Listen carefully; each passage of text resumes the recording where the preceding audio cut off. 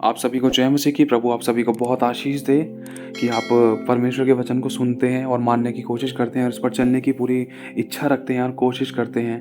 प्रभु का अनुग्रह आप पर बहुत आयत से हो। और इसी के साथ साथ हम ये आशा भी रखते हैं कि जो वचन जो रिकॉर्डिंग्स आप लोगों के लिए की जाती है, आप इसको सुनने की पूरी कोशिश करते हैं, क्योंकि इसमें आत्मिक उन्नति है आपकी, और इसमें आप ही का फ़ायदा है, और इसमें आप ही की आत्मा का विकास होगा।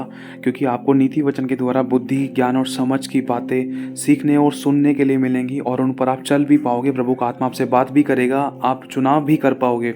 और इसी के साथ साथ जिन लोगों के पास समय ज़्यादा नहीं होता, जो बिजनेसमैन है, वो फ़ोन में भी पढ़ने की पूरी कोशिश करें 10 से 15 मिनट।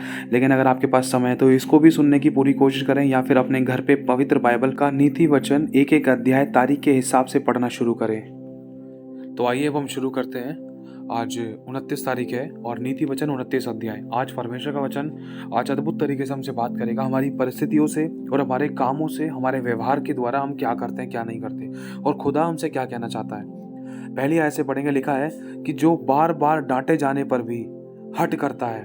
मतलब प्रभु कहना चाहता है कि जिस व्यक्ति को, चाहे वो विश्वासी है या अविश्वासी है, अब इंसान को बार बार समझाया जा रहा है कि ये काम मत कर, वचन के अनुसार चल, प्रार्थना कर, आराधना कर, ये कर, भले काम कर, लेकिन बार बार डांटने पर भी अपनी चला रहा है, हट कर रहा है, ढिठाई दिखा रहा है, तो प्रभु का वचन कहता है कि वह अचानक नाश हो जाएगा और उसका कोई भी उपाय काम ना आएगा। साफ प्रभु कह रहा है, वचन कह रहा है कि जो बार बार डांटे जाने पर भी हट करता है वह अचानक नष्ट हो जाएगा और उसका कोई भी उपाय काम ना आएगा। कोई भी उपाय काम ना आएगा, एड़ी से लेकर चोटी तक का जोर लगा ले इंसान।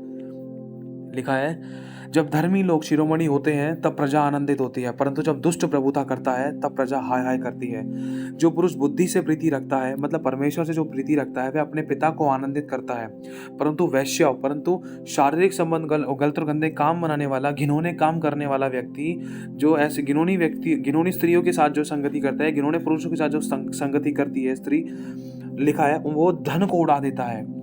राजा न्याय से देश को स्थिर करता है, परंतु जो बहुत घूस लेता है वह उसको बर्बाद कर देता है, मतलब उलट देता है।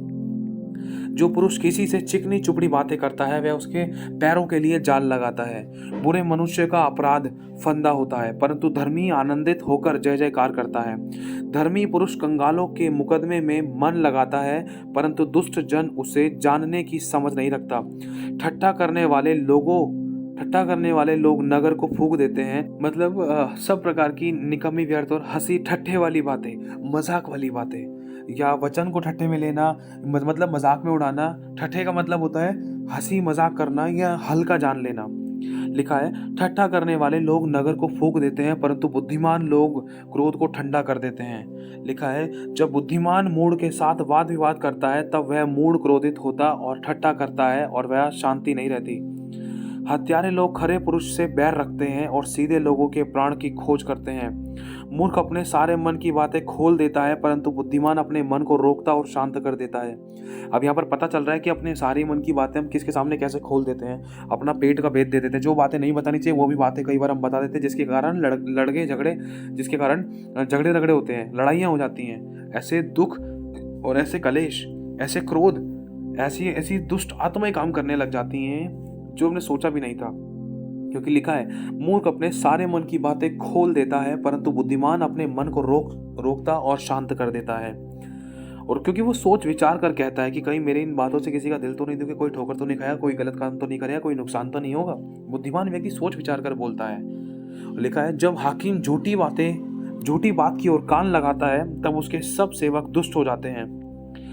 निर्धन और अंधेर करने वाला पुरुष एक समान है, और यहोवा दोनों की आंखों में ज्योति देता है। परमेश्वर दोनों पर अपना अनुग्रह करता है। लिखा है, जो राजा कंगालों का न्याय सच्चाई से चुकाता है उसकी गद्दी सदैव स्थिर रहती है। छड़ी और डांट से बुद्धि प्राप्त होती है, परंतु जो लड़का यूं ही छोड़ दिया जाता है वह अपनी माता की लज्जा का कारण होता है।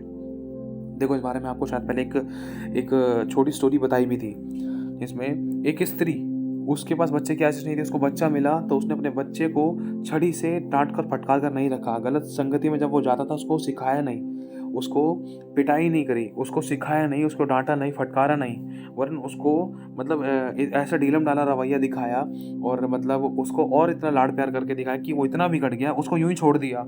और जब वो छोड़ दिया गया तो वो अपनी माँ की लज्जा का कारण हुआ। जब उसने गलत काम करना शुरू कर दिया तो उसकी माँ तक की बेइज्जती हुई और वो लड़का एंड में फांसी की सजा पर पहुंचा, है ना।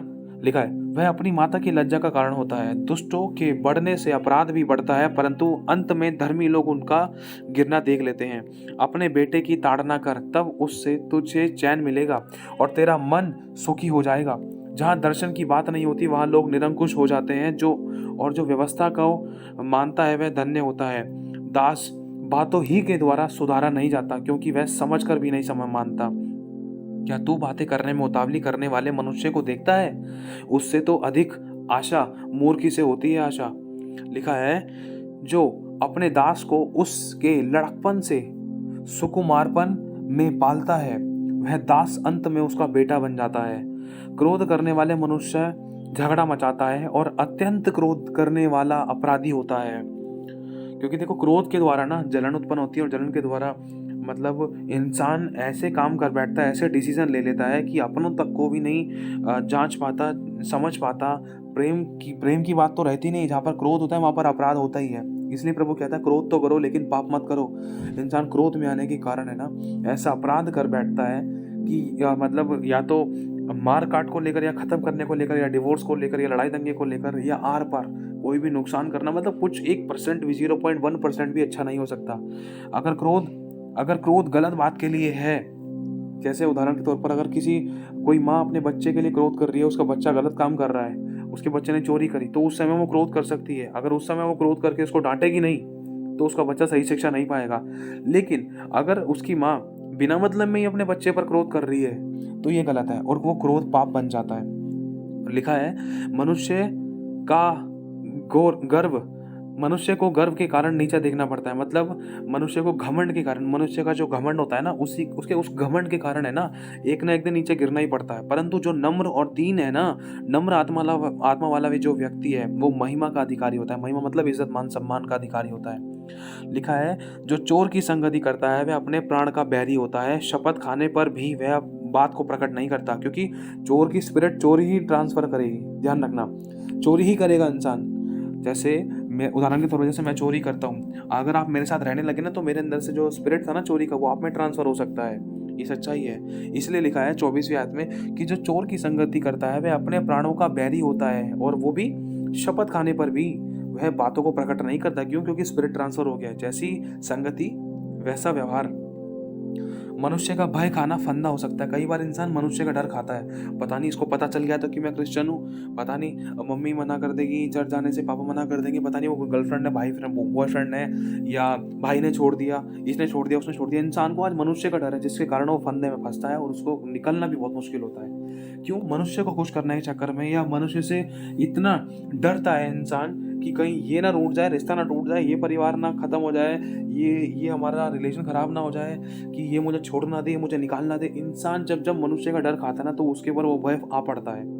इसलिए प्रभु कहता है कि मत डर, केवल विश्वास कर, तो तू परमेश्वर की महिमा को देखेगी और देखेगा। क्योंकि लिखा है, मनुष्य का भय खाना तो फंदा हो जाता है, परंतु जो यहोवा पर भरोसा रखता है वह ऊंचे स्थान पर चढ़ाया जाता है। क्योंकि लिखा है, मती में भी लिखा है शायद कि उससे मत डरो जो शरीर को नाश कर सकता है, वरन उससे डरो जो आत्मा और शरीर को नरक में डाल सकता है। वो कौन है? वो परमेश्वर है। जब परमेश्वर आपके साथ में है तो आपका विरोधी कौन हो सकता है? लेकिन जिस मनुष्य के चक्कर में अगर आपने खुदा को छोड़ दिया, और एंड में ना वो मनुष्य भी छोड़कर चला जाएगा। ऐसा हम जानते हैं, ऐसा हमारे साथ, मेरी वाइफ के साथ हुआ है, ऐसा हमारे साथ हुआ है। हमारे अपनों तक ने छोड़ दिया था खुदा पर भरोसा करने के कारण। ये सच्चाई है। लेकिन एंड में खुदा ने उनके घुटने टिकाए, और उन लोगों के लिए प्रार्थनाएं की गई, उन लोगों ने प्रार्थना के लिए कहा भी, और उनकी जिंदगी में प्रभु ने चमत्कार किए, खुदा ने अपनी महिमा प्रकट करी, और हमें सदा के घमंड का कारण ठहराया। समय लगा लेकिन प्रभु ने किया। लेकिन अगर उन मनुष्यों के चक्कर में, उन लोगों के चक्कर में, परिवार वालों के चक्कर में, या लोग, कोई भी दोस्त है, यार है, कोई भी है, एनीबॉडी, किसी के भी चक्कर में अगर हम खुदा को छोड़ देते ना, उन लोगों के चक्कर में अगर परमेश्वर को छोड़ देते ना, तो ना तो परमेश्वर के सगे रह पाते, ना तो मनुष्यों के। मनुष्य तो एंड में दरवाजा बंद करता है, सब जगह से दरवाजे बंद हो जाते, तो इंसान खुदा के पास ही आता है। आप सोचो, अगर हम खुदा को ही छोड़कर चले गए तो जाते कहाँ? सोचो। इसीलिए बताना चाहता है, प्रभु का आत्मा कहता है कि मनुष्य का भय खाना फंदा हो जाता है, परंतु जो यहोवा पर भरोसा रखता है वह ऊंचे स्थान पर चढ़ाया जाएगा। ऊंचा करेगा खुदा। जितनों ने उंगलियां उठाई, जितनों ने दोष लगाया, बुराइयां की, कमियां निकाली हैं, जितनों ने तेरे साथ गलत व्यवहार किया है, या तुझे नीचा दिखाया है, या तेरी बुराइयां करी हैं, वो भरी सभा में तेरा मजाक उड़ाया, मजाक किया है, या तुझे बोला है कि तूने धर्म बदल लिया। लेकिन प्रभु कह रहा है, तू चुप्पी लगा और मुझ पर भरोसा रख। देख, मैं तेरा सर ऊंचा करूंगा। जिसने बोला है ना, उसकी संतानें भी तेरे पास सर झुका कर आएंगी। वो खुद बोलेगा कि मेरे और मेरे परिवार के लिए प्रार्थना कर। तेरा ही परमेश्वर सच्चा परमेश्वर, ऐसा मेरे साथ हुआ है, मेरी वाइफ के साथ हुआ है। ये सच्चाई है। परमेश्वर का वचन सच्चा है, उसका वचन पूरा काम करता है। क्योंकि लिखा है कि क्या मैं मनुष्य हूँ कि झूठ बोलूं या अपनी इच्छा बदलूं? मैं जीवित परमेश्वर हूं, मैं जल उठने वाला ईश्वर हूं, मैं सामर्थी हूं। मेरे जैसा ना तो कोई था, ना कोई है, ना कोई होगा। लेकिन जो मुझ पर भरोसा रखेगा वो मुझसे भी बड़े बड़े काम करेगा।